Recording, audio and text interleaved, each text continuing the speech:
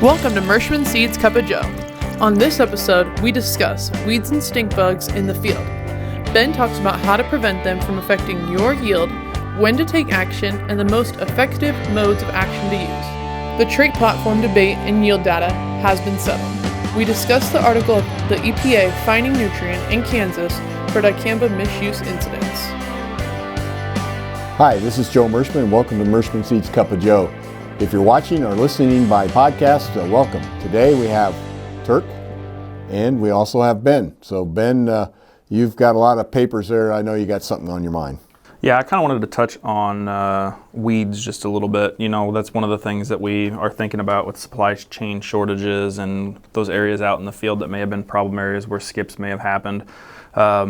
I've had growers in the past tell me, you know, oh, there's a few weeds out in that field. It doesn't really equate to yield loss. And, you know, there are studies done, and there's one here by University of Georgia, and it talks about the number of weeds per 100-foot row.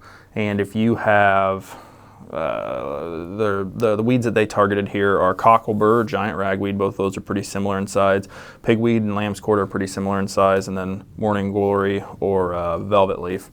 So if you have a patch out in the field and there is more than, for pigweed, let's say 10 plants per 100-foot a row, which isn't very many plants if you get into those like weedy pockets in fields or, you know, where the stand may be a little bit thinner, you know, that's a 6% yield loss.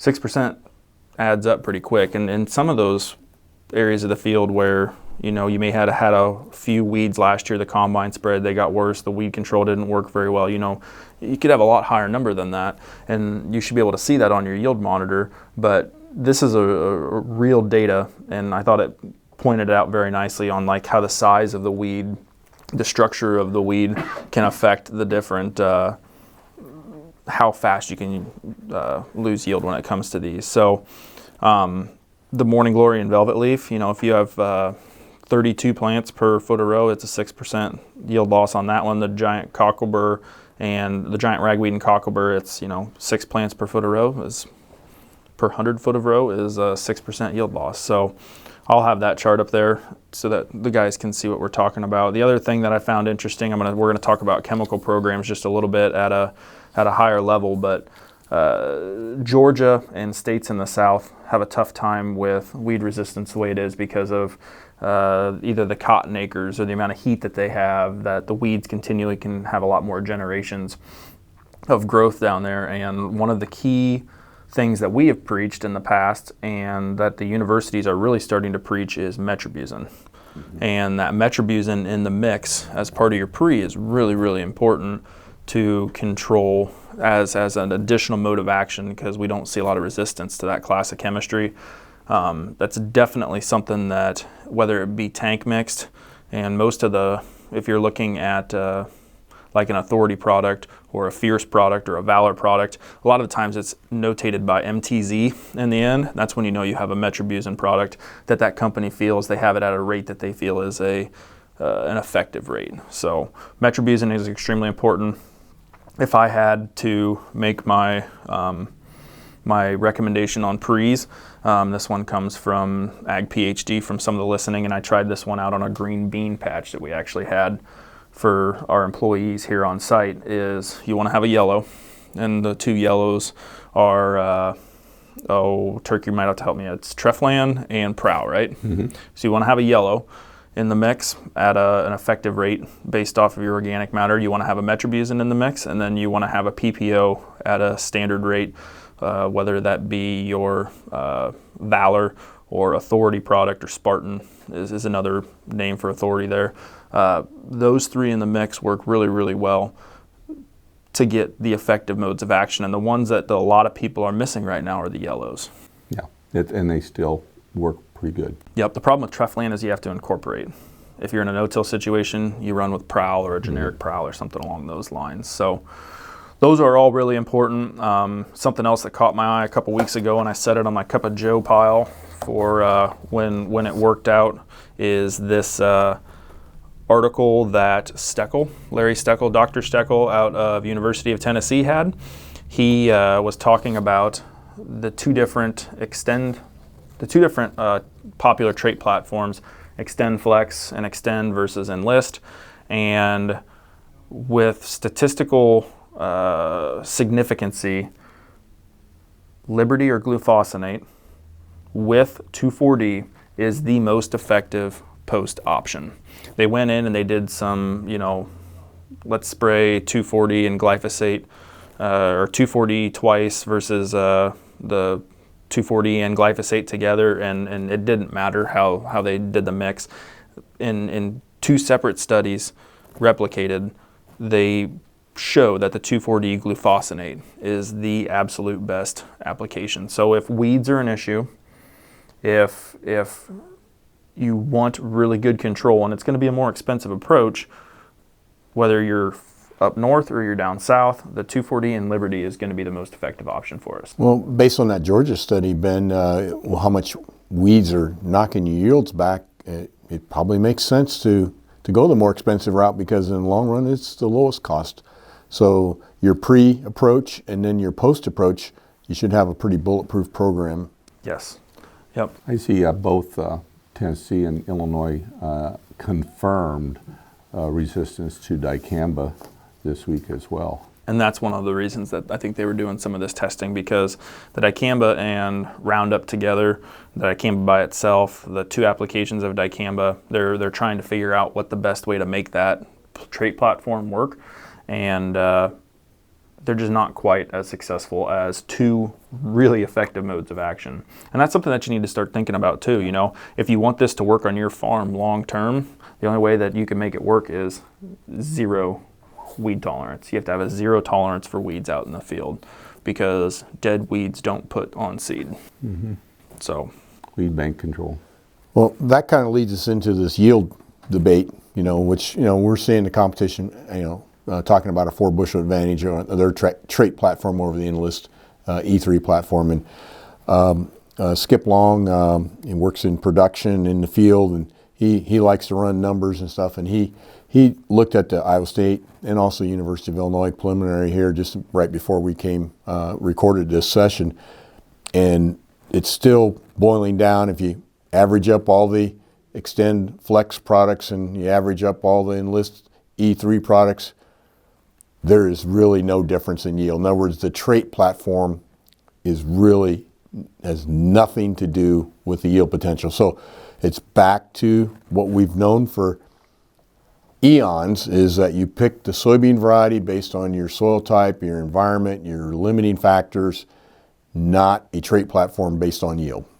And I think we could debate this all day long, and we definitely would have the verdict at the end of the debate that what we're saying is accurate. Because anybody can pick and select plots or a number of plots or locations where they can show whatever result they want. So we're going to look you in the eye and tell you there is no yield advantage for Extend and Extend Flex compared to Enlist E3. They are both good trait platforms for their various purposes. However, one does not have a yield advantage over the other. University of Wisconsin confirmed exactly that same thing as well. They looked at all trait platforms, and their conclusion was there was no difference between any of the different platforms on yield. Well, let's put that one to bed then. Okay. We ain't going to talk about it anymore. We hope so. We're not going to talk about it anymore. Ben, you have something else? Well, we did have one more thing. We had all the sales managers in this week, and we were kind of talking about different yield limiting factors. And one of the things that shocked some of our, not necessarily shocked, but that was brought up multiple times by some of our area sales managers and agronomists, is the level of stink bug pressure that we had this year. And stink bugs have kind of been a pest that I know in the past have caused green stem syndrome. If there's a lot of them out there, typically you'll see the peppering throughout the field of the different plants that are definitely still bright green, and you can find purple seed stain in some of those occasions, and some other things. But they kind of sneak up on you too, Ben, don't they? Because they don't chew on the leaf or the pod. Correct. They pierce it. Correct. And then suck out the good stuff like with a straw, basically, right? Yep. Yep, and that's the vector that a lot of times they can put disease into those soybean plants. That same article out of the University of Georgia talks about that University of Georgia article talks about what the break even is when it comes to your yield threshold, when it comes to pull the trigger on it. And their numbers say that for every foot of row that you have, if there's a stink bug per foot of row, you should be pulling the trigger to spray the stink bugs. Now, if you are in seed production, if you have one stink bug per 6 foot a row, which is 6 times the amount, you would pull the trigger sooner. So it's got an even higher threshold on the guys that have seed production. And I would also argue that with the price of soybeans, that number it goes down as well. Yep. So your economic threshold moves. Exactly. And so if you're seeing stink bugs out there and I'm in that camp 1 to 2, if you see 1 to 2 in 6 foot a row, you probably need to be doing something about it, because they're not going to go away, and you don't see the feeding. You just think, well, they're out there, but they're not doing any damage. But they are. They're doing lots of damage. Yeah, they're pod feeders. They go after the pods. They want the good stuff. They don't want the leaves. They want the pod. And then they'll keep your soybeans green too. Right. And then they're hard to combine and everything else. So I think it's really important to. That's probably one that we have overlooked completely. And when you're having to grind them through, then it causes problems with storage and everything else. Right. So I think, and you're not going to have to quote me on this one, but any insecticide, I think the one that they choose for stink bugs on here is bifenthrin. If you have an active ingredient of bifenthrin, that's the most effective insecticide to be spraying at that point in time. And we were out in fields this year, and it just never really registered, I guess, that stink bugs have an economic injury level on soybeans. So that's a miss on my part. But I was out in fields that had been defoliated, so it's a lot easier to see them when they're defoliated.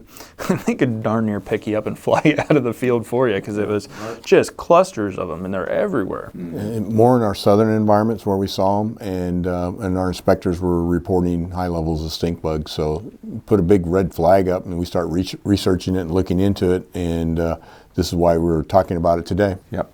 So again, as we talk about input shortages for next year, might be a good idea to try and secure some stink bug insecticide control. Yep. Yeah, in other words, do it now, because there's a good probability if you had it bad last year, you'll have it bad this year. Yeah, and I think the market is narrowing up, because I think Lorsban was also one of the good ones for it, and Lorsban's now off the market, so I think that's really going to put a lot of pressure on bifenthrin. I don't know if there's still some generics around of Lorsban or not, but I know Dow's out of the market. Yep. Turk, what do you have for us this week? I want to talk a little bit about the lawsuit in Kansas, where EPA, or not a lawsuit, it's a fine. EPA fined Nutrien in Kansas $668,000 for misapplication of Dicamba in the summer of 2020. Now, this was during the time that the Ninth Circuit Court vacated the 3 Dicamba products, but they had until July. EPA granted everybody until July 31st of 2020 to spray. Well, it appears that that the company involved here continued to spray after that. There was lots of drift damage and again, lots of things going on that couldn't be denied. I mean, they just continued to spray until after the 31st, and so that's the reason for the fines. But during the investigation, EPA also learned that this whole deal about Dicamba floating around and moving and going from field to field is pretty darn real. And so it may have an impact on a decision coming down the road here. Yeah, I think that the key thing here, that the precedent that was broke, is that normally it was the local states that did the investigations and did the fines. Now we have the EPA basically overstepping the local states. So it used to be if you were in a state that had very few inspectors and whatnot, you could get by with about anything. Well, maybe not so anymore if the EPA is going to start looking into spray records. If states aren't going to enforce it, it appears the EPA is going to start, and that's been a missing piece of the puzzle for sure. But in this particular case, it appears the company involved is not going to appeal or anything. They have agreed to pay the fines, and so. Do you remember what it was per incident? Out of that article, I think it was like $11,000 per incident. Per incident, something like that. The average is about 11. That's correct. So there's a bunch of them. Yep. That were documented. Yep. And so kind of a big deal. Markets are kind of in that ho-hum stage here now, going up, going down, waiting for more demand news, obviously. But harvest is coming to an end, near its end, and a lot of people are trying to be done by Thanksgiving, which is coming up here this next week. Okay, thanks, Turk. I'm just pulling up my phone. I've got so many corny jokes. I'm getting so much support and so much help in this segment. So I picked out a couple of them. I don't know. But anyhow, this one here, since we've been talking about insects, I thought I'd bring this one up. What did the worm say to the caterpillar? Where'd you get that fur coat? This time of year. Yeah.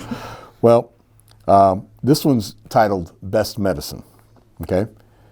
Instead of the John, I call my toilet the Jim. That way it sounds better to the doctor when I tell him I go to the gym first thing in the morning. Well, that'll end it for this week. Hopefully you can, we didn't destroy you, that you won't ever tune in again. But anyhow, we hope that you and your family are safe and healthy. And we have so much to be thankful as we head into Thanksgiving. And even though sometimes we think things are maybe not as good as they could be, but there's always somebody worse. So we're thankful that you're Merschman Seeds loyal customers, and we appreciate your business. And those of you that haven't ever tried Merschman Seeds, we encourage you to do that. Thanks again. We'll see you next week.